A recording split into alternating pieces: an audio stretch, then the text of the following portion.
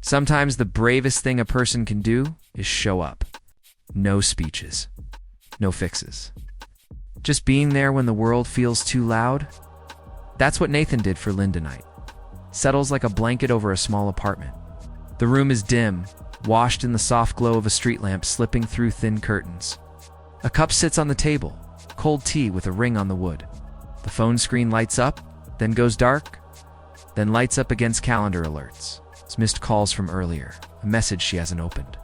Lyndy sits on the edge of the couch, shoulders folded toward her chest, hands tucked into the sleeves of a worn sweater.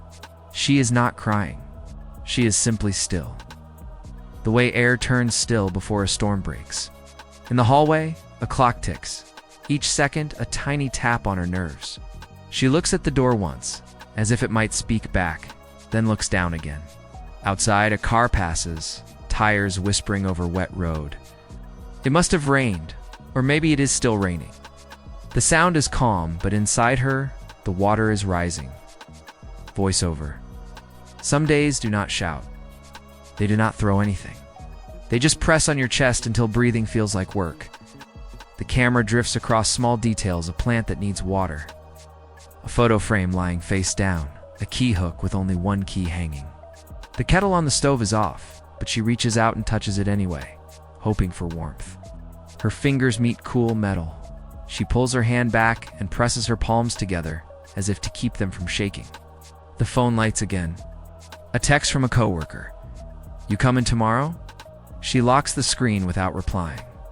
The blue light fades from her face, and darkness returns to its place on her skin. She stands, thinking to pick up the photo frame, then leaves it there. Instead, she goes to the window and watches the thin lines of rain. The glass carries a faint map of drops. Some race down, others just cling and quiver. She tries to count them, to give her brain a job, but the numbers fall apart. Voiceover. Lyndy had been strong for a long time. People told her she was brave, that she had a good head, that she could handle it. But tonight, the words were sounds in another room, and she was here quiet, small, and very, very tired. Her phone buzzes again. She flips it over and stares at the lock screen. The wallpaper is a photo of the sea at sunrise. Orange light. A path of gold on the waves. It feels like an image from someone else's life. She sets the phone down, face down this time, as if the sea might look back and ask questions. The camera moves to her hands. She rubs the edge of her thumb with her nail, a nervous habit that leaves a thin white line. In the hush, the clock keeps time. Tick, tick, tick. She draws a breath and lets it out slow. Then another.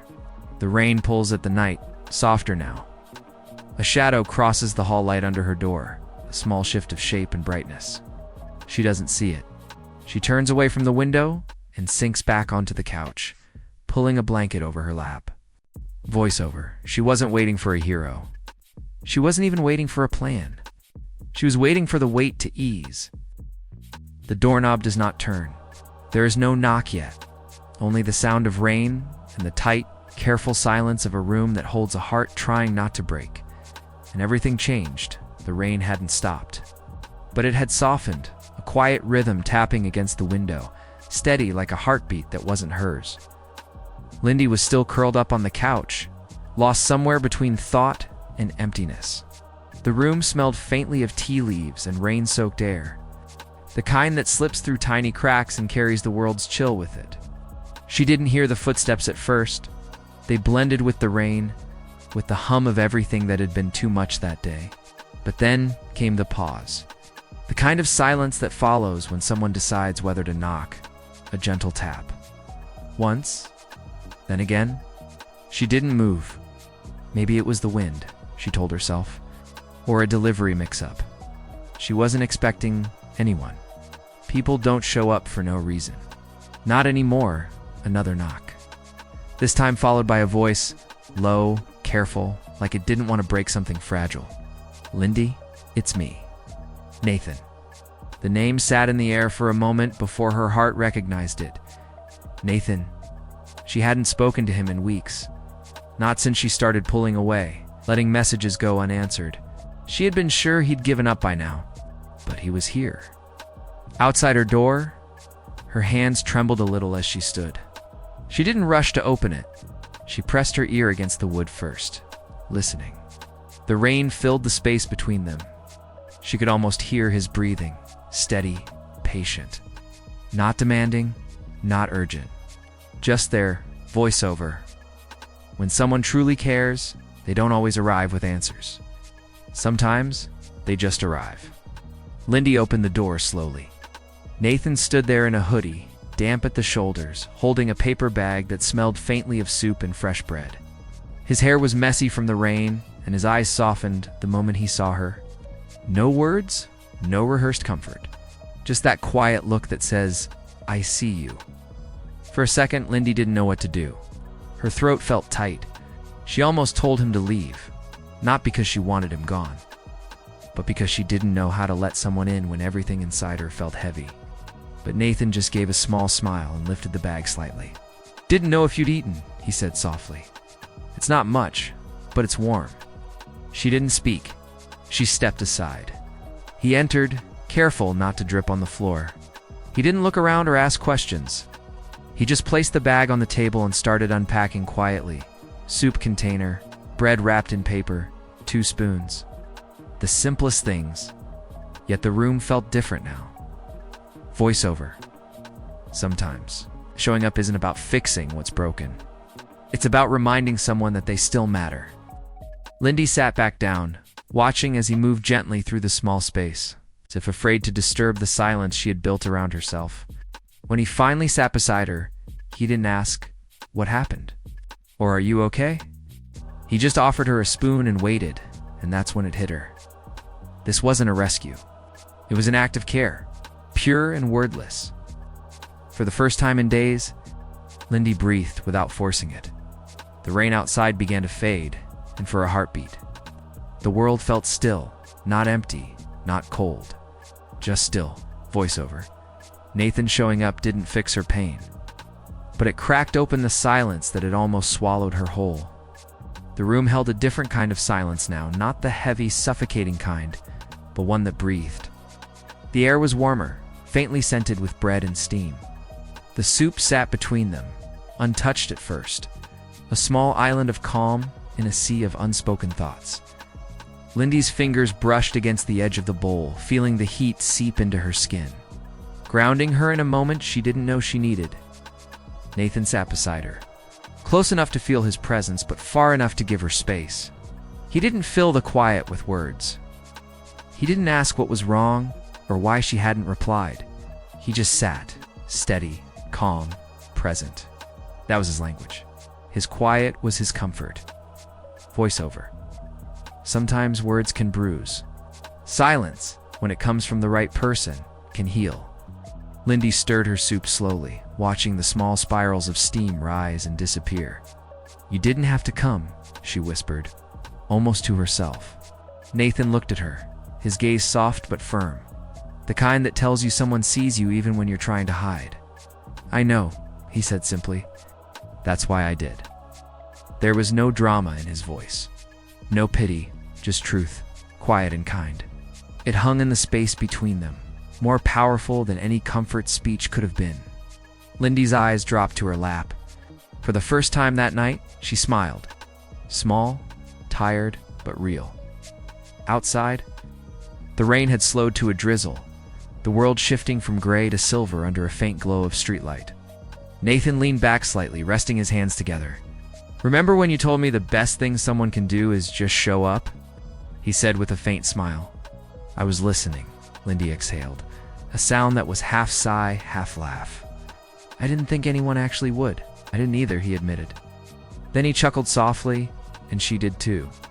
The kind of laugh that doesn't come from joy, but from relief, the first breath after holding too many in. Voiceover. Healing doesn't always start with grand gestures.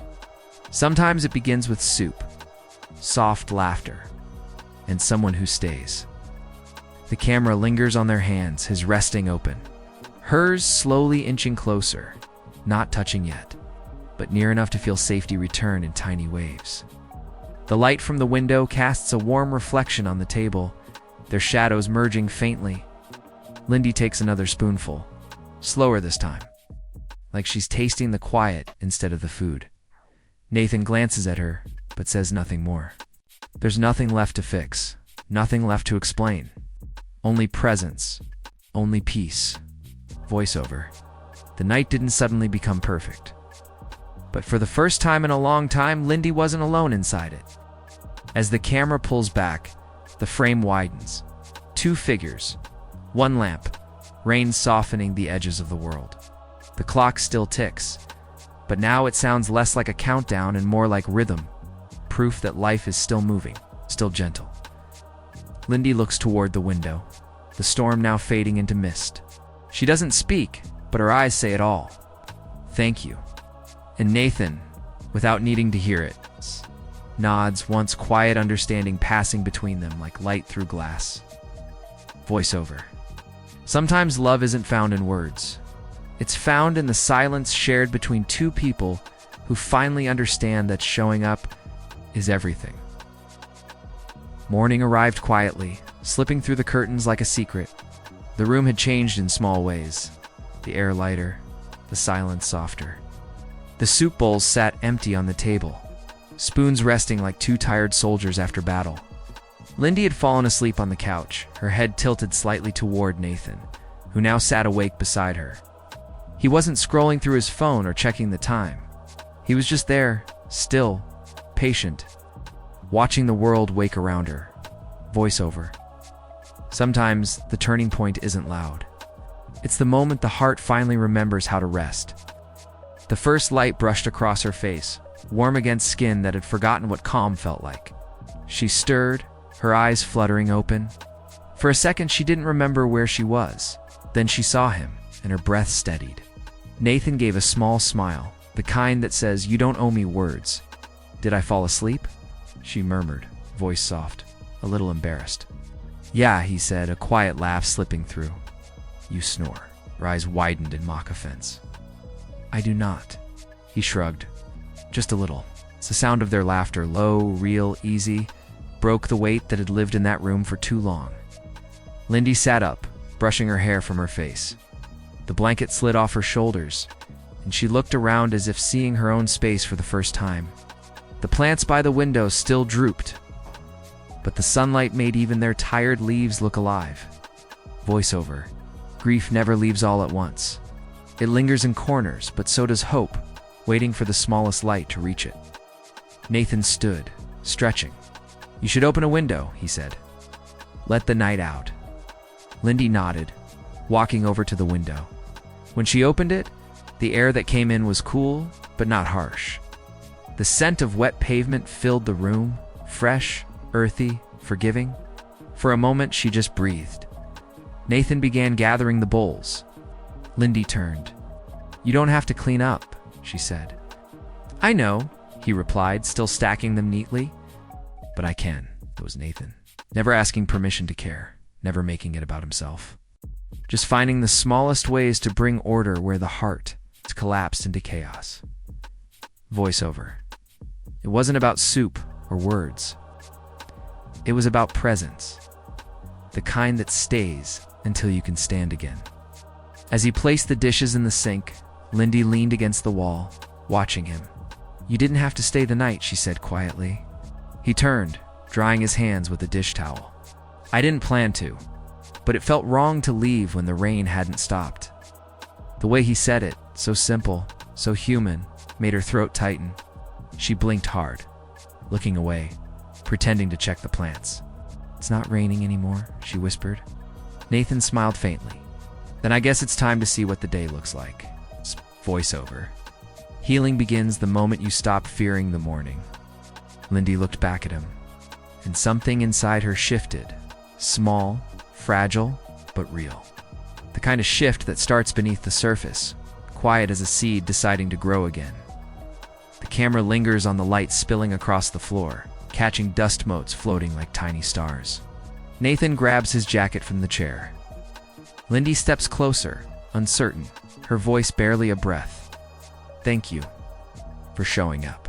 Pauses, hand on the doorknob, and turns back to her with a smile that could melt the last trace of rain. "Anytime," he says. Voiceover. And just like that, what once felt broken began to breathe again. The door had barely closed behind Nathan, but his presence lingered in the air, like warmth that refused to fade. Lyndy stood still for a while, watching the handle, the tiny metal curve that moments ago had turned toward kindness. The morning light pooled around her feet, soft and forgiving, painting the room gold where it had once been gray. Voiceover. It's strange how someone showing up can change the color of everything you thought was permanent. She walked to the window again. The rain had stopped completely now.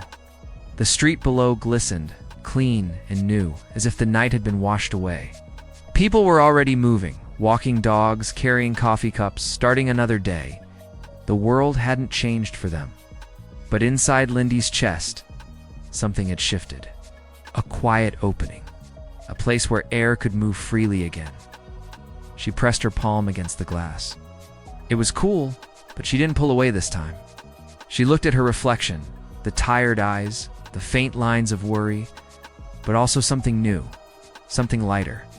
He really came, she whispered to her reflection, as if saying it made it real.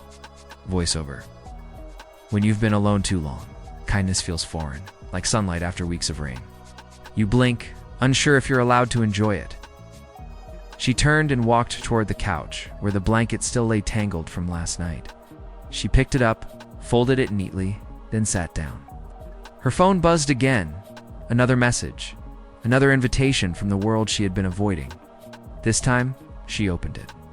A text from her coworker. Hope you're okay. We missed you yesterday. Her thumbs hovered over the screen. For the first time, she didn't feel the weight of pretending. She typed back, rough night, but I'm getting there. See you soon. She hit send before doubt could talk her out of it. And just like that, a tiny victory bloomed. Small, fragile, but hers. The camera lingers on her hands, then her face as she exhales. The kind of breath that empties the chest and clears space for something new. Voiceover, healing, doesn't arrive all at once. It walks in slowly in the shape of a friend, a conversation, a morning where you finally open the window again. Lyndy stood, stretching her arms toward the sunlight. The faint scent of soup still hung in the air, mixing with the fresh smell of rain and possibility. She smiled to herself, not because everything was fixed, but because something had begun. She moved toward the small plant by the window, the one that had been wilting for weeks. She touched the soil. It was dry. She filled a cup with water and poured it gently, watching it soak in. There, she said softly. We're both getting there. The water glistened under the sunlight, small drops clinging to the leaves like new beginnings. Voiceover. Sometimes, showing up for someone teaches them how to show up for themselves. The camera pans out slowly, Lyndy by the window.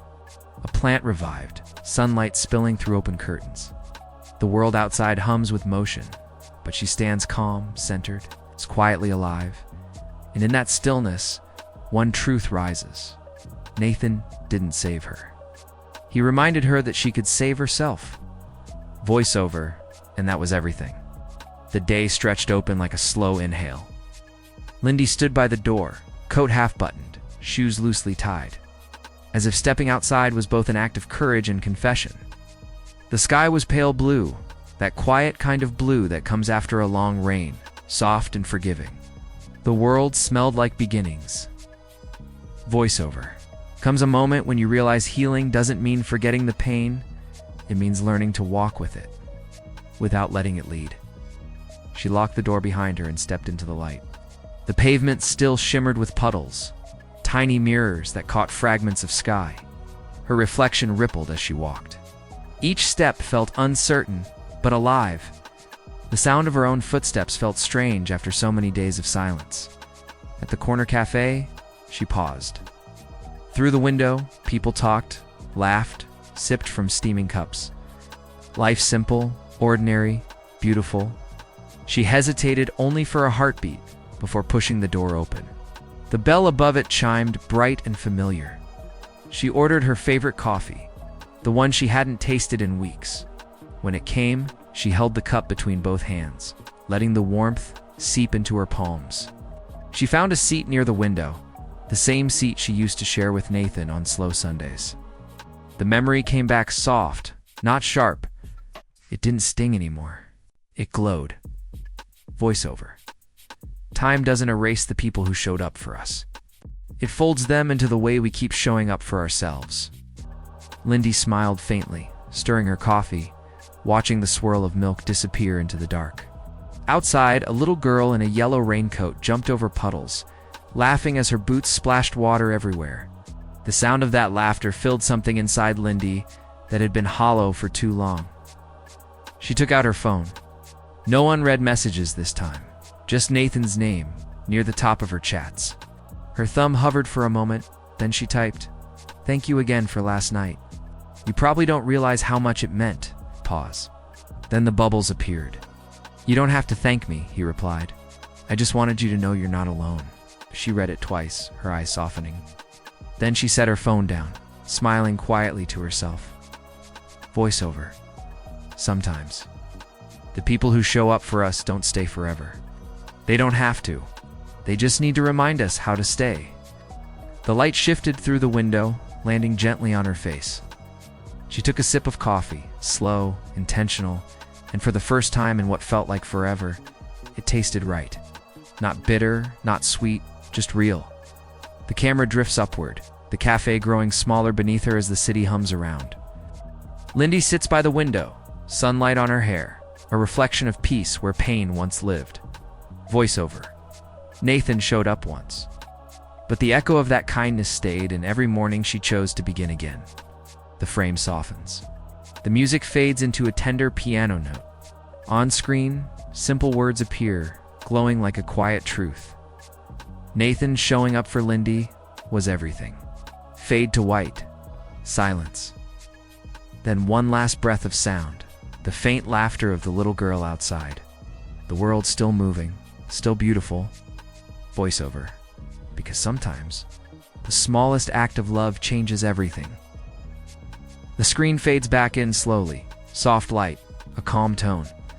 The world outside continues to move, people crossing streets, clouds shifting, sunlight dancing off windows. Lyndy walks along the sidewalk now, coat fluttering slightly with each step.